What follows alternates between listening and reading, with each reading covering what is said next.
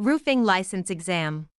Question 1. Which underlayment material is most standard for asphalt shingles? Asphalt saturated felt, plastic sheeting, rubberized membrane, metal foil.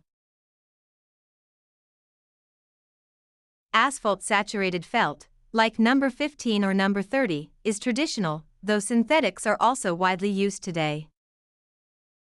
Question 2. The slope of a roof is typically expressed as a ratio of rise to run, length to width, area to volume, pitch to span. Roof slope is measured as the vertical rise, in inches, for every 12 inches of horizontal run.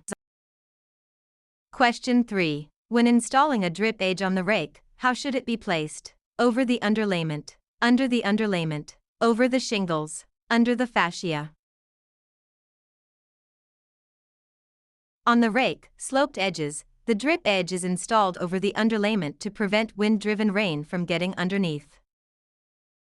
Question 4. Which fastener is recommended for installing asphalt shingles? Galvanized roofing nails, wood screws, staples, finish nails. Corrosion-resistant, galvanized steel roofing nails with a large head are standard and required by most codes. Question 5. How many nails are typically required per standard 3-tab shingle in normal conditions? 4 nails, 2 nails, 6 nails, 8 nails. Standard installation requires 4 nails per shingle, located just below the sealant strip, though high wind areas require 6. Question 6. The structural member installed at the intersection of two roof planes forming a valley is the valley rafter, ridge board, jack rafter, purlin. The valley rafter runs from the top plate to the ridge board, forming the internal angle of a valley. Question 7. What is a square in roofing terminology? 100 square feet, 10 square feet, 1 square foot, 1,000 square feet. A roofing square is an area measuring 10 feet by 10 feet, which equals exactly 100 square feet. Question 8. What is a common sign of inadequate roof ventilation? Premature shingle deterioration, stronger roof trusses, lower indoor humidity, excessive wind uplift. Poor ventilation traps heat and moisture, which bakes shingles from below and causes them to blister or curl prematurely. Question 9. Which type of roof is characterized by two different slopes on each of its two sides? Gambrel roof, gable roof, flat roof, shed roof.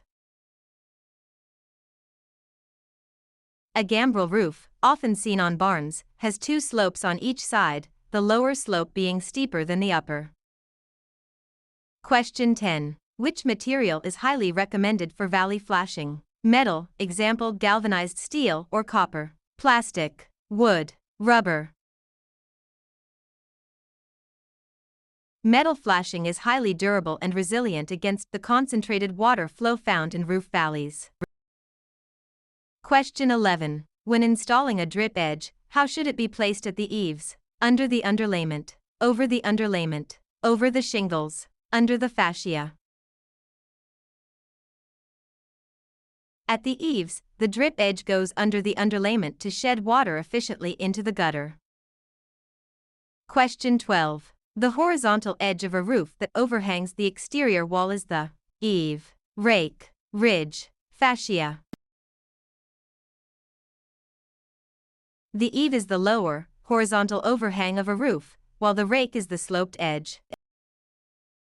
Question 13. Blistering on built-up roofs is generally caused by trapped moisture or air within the layers, too many layers of felt, excessive gravel, using copper flashing.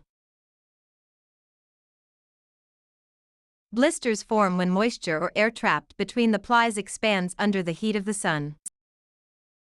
Question 14. What is the primary function of roof flashing? To prevent water infiltration at joints, to add structural support, to improve ventilation, to enhance aesthetics.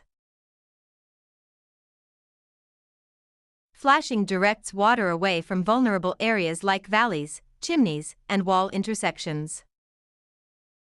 Question 15. What is the purpose of crickets or saddles on a roof? To divert water around large penetrations like chimneys, to anchor the trusses, to provide a walking path, to hold snow in place.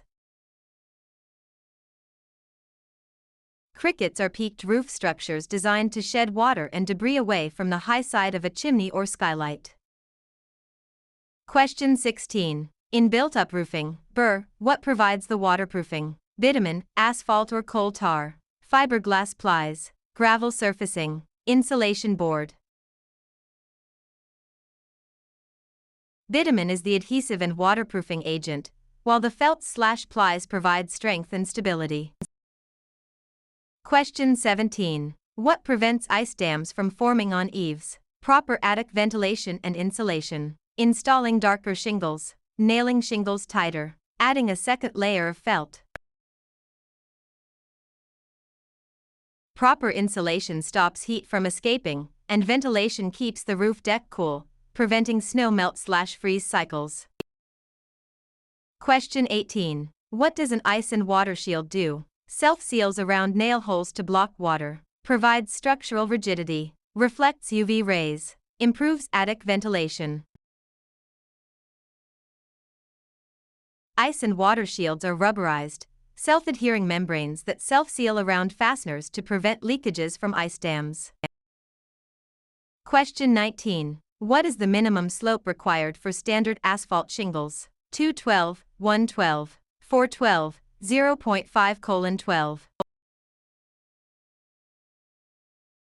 Asphalt shingles generally require a minimum slope of 212. Slopes between 212 and 412 require special underlayment procedures. Question 20. A roof with 4 sloping sides is called a hip roof, gable roof, mansard roof, gambrel roof. A hip roof has slopes on all 4 sides that meet at the ridge, lacking vertical gable ends.